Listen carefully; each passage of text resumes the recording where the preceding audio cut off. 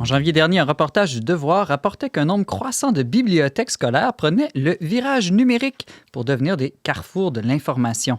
Souvent à contre-courant des tendances de l'heure, le chroniqueur Thomas Plouffe, formé en psychoéducation, avait envie de nous proposer aujourd'hui ses coups de cœur littéraires pour les enfants de 0-12 ans. Salut Thomas! Salut Simon! Alors, est-ce que tu as fait ça, toi, à la maison, troquer ta bibliothèque pour un poste informatique dernier cri? Ah, j'aimerais, mais écoute, C'est pas ton genre.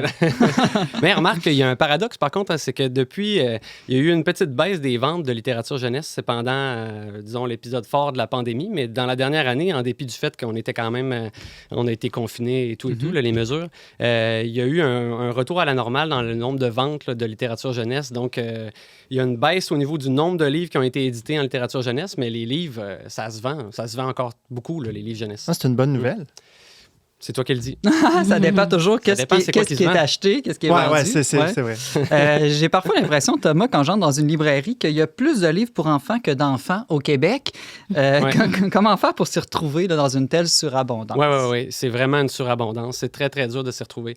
Puis aujourd'hui, moi, j'ai apporté des suggestions précises, là, mais sauf que ce sont plus des suggestions d'auteurs que des suggestions de livres en tant que tels. Et même à ça, il y a une grande part de subjectivité dans les choix, dans la littérature jeunesse. Parce que, il me semble, si je me rappelle bien, l'année passée, tu étais venu faire une chronique où tu avais abordé, c'était quoi les éléments clés d'une bonne littérature jeunesse? Oui, des critères qui peuvent nous aider à choisir.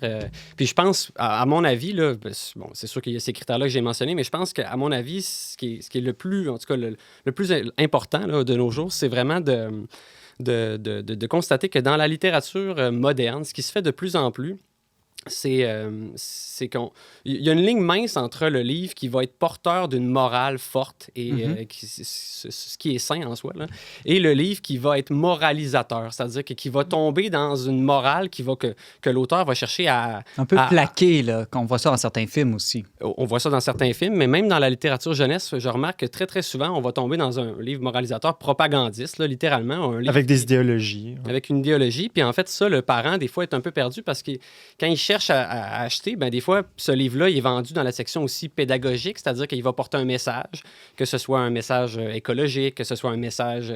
peu importe c'est quoi. Des fois, les messages peuvent être vertueux.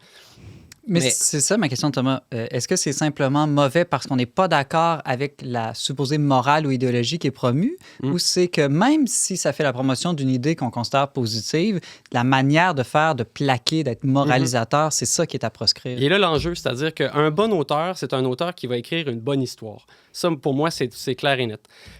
C'est comme ça qu'on va choisir un bon livre, un mauvais livre. D'abord, l'adulte lit le livre, puis ça, c'est un élément, surtout entre 0 et 6 ans. Il ne faut pas oublier que c'est l'adulte qui va lire le livre. Donc, il faut que le parent ou l'adulte qui donne un livre à son enfant, il aime le livre. Il faut qu'il trouve que c'est une bonne histoire, il faut qu'il ait envie de le lire, puis ça, il va le transmettre après ça. Il va transmettre la bonne histoire à son enfant. Allons-y quand même avec des suggestions concrètes, Thomas. Donc, pour les tout-petits, 0-3 ans, qu'est-ce qui marche avec eux? Quel titre tu peux nous suggérer? Alors, 0-3 ans, on est dans l'émotion là, pure et dure. Là, dans la raison, en tout cas, on aimerait qu'il y en ait un peu plus, mais pour l'instant, essentiellement, ce qui va toucher les enfants, c'est vraiment les questions d'émotion. Et comme tu dis, c'est pas eux qui vont le lire. C'est pas eux qui lisent le livre, mais on va aller chercher des récits qui sont vraiment, c'est ça, qui sont porteurs d'émotions et d'émotions intenses, vraies. C'est très important. Pas des livres qu'on pourrait appeler, que certains auteurs appellent livres médicaments, qui vont nous dire c'est quoi tes émotions, voici qu'est-ce que tu vis. Non, on fait une histoire avec un personnage qui vit des émotions. Le premier que j'ai amené, moi, c'est des livres que j'ai éprouvés dans des lectures que j'ai faites dans des milieux. Puis, c'est La saucisse de Cornichou. J'aime beaucoup le titre, c'est très original. Quand on entend le titre, on pense peut-être que ça va être une comédie, mais ne vous trompez pas, c'est une grande tragédie, ce livre. Alors, j'en dis pas plus. OK. C'est une grande tragédie. C'est un auteur qui a fait plusieurs livres, peut-être? Oui, Benoît Charlas, c'est un auteur qui fait beaucoup de livres qui sont très simples, qui sont vraiment pour les petits, 0-2 ans. Ça fonctionne au bout. C'est des petites histoires simples que j'ai eu beaucoup de misère parce que je suis très légaliste, là, parce que la morale, à la fin, me convenait pas. Mais les enfants adorent ce livre-là. Ils adorent parce qu'ils se reconnaissent dans le personnage qui fait quelque chose que les enfants font souvent. au moment du repas. Bon. Laisse-moi deviner, c'est un cochon qui mange une saucisse. Il veut pas manger la saucisse parce que c'est du cochon. Non? Ah, t'es pas loin, t'es pas loin. Il se fait couper sa saucisse par sa mère. Ah, OK, puis là, il veut plus manger. C'est une tragédie. Ah. S'il y en a qui pensent que Shakespeare, c'est un tragédien, vous n'avez pas lu La saucisse de Colmar. Alors, le deuxième que je suggérerais, c'est un auteur. Là, j'ai amené 2 livres de lui. Là, Je veux mon chapeau, qu'on peut trouver dans les éditions Milan, mais aussi Scholastique, là, donc quand même pas trop hors de prix. Puis aussi un livre, vous voyez, qui a été, pour ceux qui peuvent voir à l'écran, là, qui est usé, donc qui a été lu. On mettra d'ailleurs toutes les références Ouais. sur la page Facebook du Verbe. Oui, donc Je veux mon chapeau, qui est un livre écrit par John Klassen, qui a aussi écrit d'autres livres, en fait, qui a illustré d'autres livres en compagnie d'un auteur qui s'appelle Mac Barnett, et notamment une série de livres, là, cercle, triangle et carré. C'est des livres qui sont vraiment là, pince sans rire, très philosophiques, là, qui vont toucher à des questions profondément humaines, là, d'orgueil, cupidité, mais dans une trame narrative qui est drôle, qui est super simple, avec des regards. Puis bon, je vous les conseille absolument. Pascal? Je prends des notes, moi. Oui, c'est ça. J'allais te demander, Pascal, tu as des enfants dans cette tranche d'âge-là? Oui, 0, exact. 0-3, un petit peu plus. Est-ce que tu as un livre qui est plus populaire en ce moment à la maison? Ben, on va à la bibliothèque pas mal une fois par mois, puis on en prend plusieurs. Je pense que mes enfants, lesquels ont préféré récemment, vite comme ça, il y en a beaucoup sur la colère. Là. Tu parlais d'émotions. Là. Je me rappelle que ma petite Jeanne, là, qui a 3 ans, là, ça l'a bien marqué. Là. Tout ce qui parle de colère, mais je me rappelle pas des titres. Il y en a Exactement. tellement Ouais. de la littérature. Mais c'est sûr, la colère, la tristesse, ils vivent des émotions intenses, les enfants en bas âge, donc ils aiment ça quand l'histoire le reflète. Oui, Père Édouard. Mais au récent Salon du Livre à Montréal, j'ai vu toute une série de livres qui parlent la petite joie, Oui. Ah. Oui, la petite Val. la petite tristesse. Pour les La diminués. petite, ouais. ça m'étonne un petit peu. Hein? Alors que pourtant, les enfants doivent les vivre comme des grandes joies et des grandes Oui. tristesses. Ben, en fait, Non, c'est que les émotions sont personnifiées dans ce livre-là. C'est pour ça qu'ils Oui. les appellent la petite. Ah oui, d'accord. C'est les personnages. Ouais. Le dernier dans le 0-3 ans, pour aller vite, c'est l'auteur qui s'appelle Chris Houghton. Il a fait plusieurs livres, là, notamment un que j'ai pas apporté, mais qui est un coup de cœur, qui s'appelle Aboie Georges, l'histoire d'un chien. Oui, qui oui, est- Oui, oui. Vraiment L'histoire d'un bon. chien ça aussi, c'est la grande philosophie là, qui veut bien faire, qui dit qu'il va bien faire, mais qui n'y arrive pas. Et puis là, il ressent une honte terrible. Et puis ensuite, vous voyez comment est-ce il va s'en sortir. Mais c'est aussi une émotion très forte des enfants, la culpabilité, donc, mais à travers un récit formidable.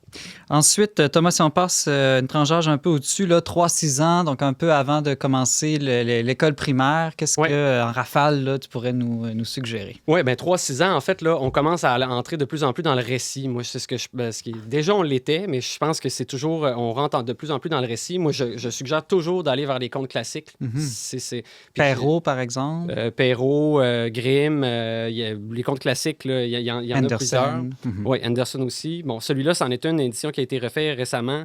Moi, je trouve que c'est une... Celui-là étant... Celui-là, Le Petit Chaperon Rouge, en fait, c'est une édition merveilleuse parce que ça a été écrit par Béatrix Potter, qui a aussi écrit Pierre Lapin. Là, ils en ont fait des films récemment. Puis ça a été illustré par Helen Oxenbury, qui est une auteure anglaise qui a fait d'autres littératures jeunesse. Moi, je trouve que dans les versions, il y en a beaucoup. Là. Ceux qui ne savent pas comment s'y trouver, c'en est une très belle, là, Le Petit Chaperon Rouge. Sinon, ben, d'autres récits, d'autres auteurs. Moi, ce qui est très populaire, il y a les livres de Kitty Crotter qui est dans un univers un petit peu plus, souvent un petit peu plus déjanté, là, quasiment à la Tim Burton un peu, là, mais toujours dans des récits très fins. Ça fonctionne au bout avec les enfants. Là. Celui-là, c'est Scritch, Scratch, Dip, Clapote. C'est autour de la peur de la nuit, qui est quelque chose de très fort chez les petits. Après ça, j'avais amené un autre livre qui était un peu plus... Bon, il y a toujours, évidemment, pour ceux qui se disent... pourquoi ne pas être chauvin, là, les auteurs québécois, j'en ai pas mentionné jusqu'à maintenant, Marianne Dubuc, là, qui fait de la littérature un peu différente. On n'est pas dans le récit ici.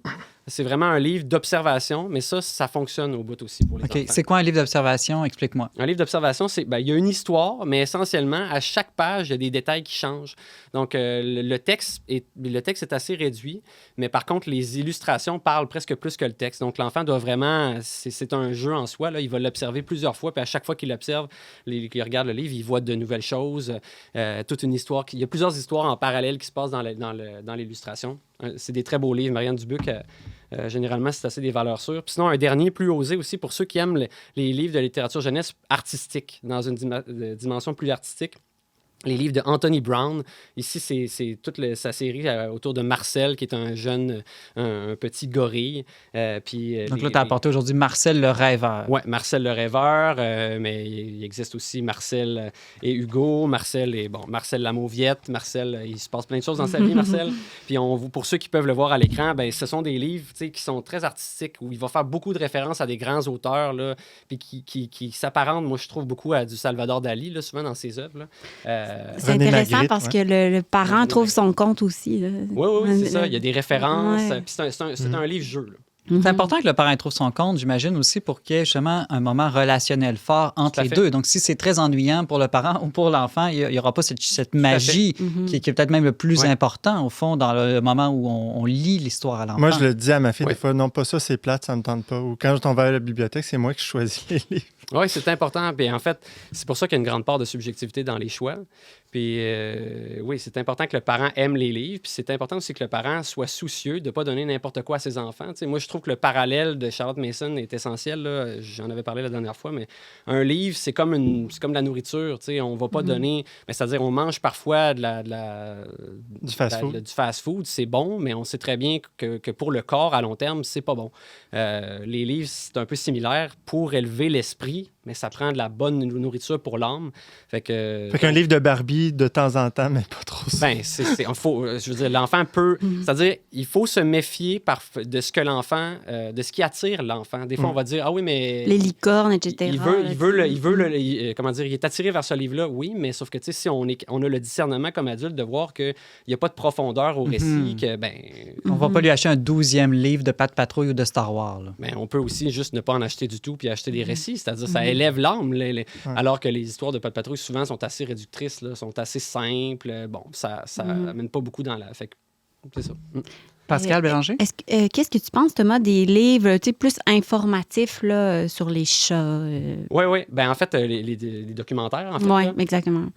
Les documentaires, c'est en très bas âge, c'est aussi une suggestion que j'aurais pu faire 0-2 ans, mais plus pour les imagiers qu'on appelle, les livres de photos. Ça, les enfants, les petits 0-2 ans, ils raffolent de ça.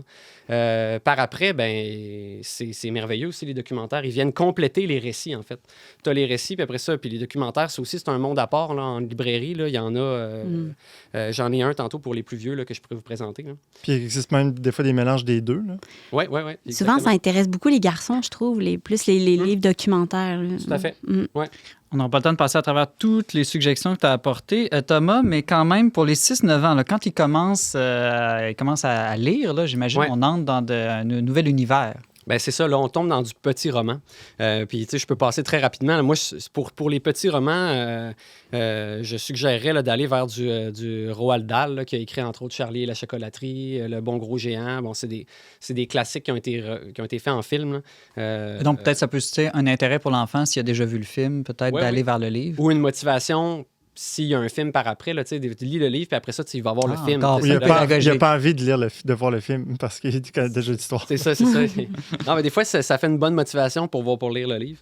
Donc, cet auteur-là, sinon, il se fait aussi... Moi, je considère qu'on est encore dans les contes. Là, il se fait aux éditions Milan, là, il y a eu des rééditions de 1000 ans de contes. Là, et puis, il y a plusieurs versions. Là. Il y a plusieurs livres, il y a des contes du monde. Il y a, 1000 ans qui font 1000 ans de contes. Oui, c'est un jeu de mots. Mais c'en est une version très intéressante pour tout âge, là, de 6 à 9. Il nous reste 30 secondes, Thomas. Si tu avais une seule suggestion pour les plus vieux, là, vers la fin de l'école primaire, 9-12 ans. Ben, j'en ferais, je dirais, d'abord mythologie grecque, qu'on peut commencer dès 6 ans, 6-9 ans. Ici, j'ai amené des livres de Yvan Pomeau. Excellent. Sinon, une bande dessinée, La guerre de Catherine. Ça, c'est une nouvelle bande dessinée qui est sortie. Une excellente BD là, que je vous conseille vivement là, pour les plus 11-12 ans. Puis dans les documentaires, j'en parlais tantôt, ben ça, vous pouvez trouver ça dans l'usager. Comment ça s'appelle? La collection Au fil du temps. Un port au fil du temps, une cité au fil du temps, une ville où il y en a plusieurs. Là. Ça, pour ceux qui aiment les livres d'observation, les documentaires, c'est vraiment un bijou. Ils vont passer des heures là-dedans. Là. Parfait. Puis on mettra, comme j'ai dit tout à l'heure, sous les commentaires de notre page Facebook, toutes les autres suggestions, celles que tu as nommées, celles que tu n'as pas eu le temps de nommer aujourd'hui. Thomas Plouffe, diplômé en psychoéducation, merci pour tes propositions de lecture jeunesse.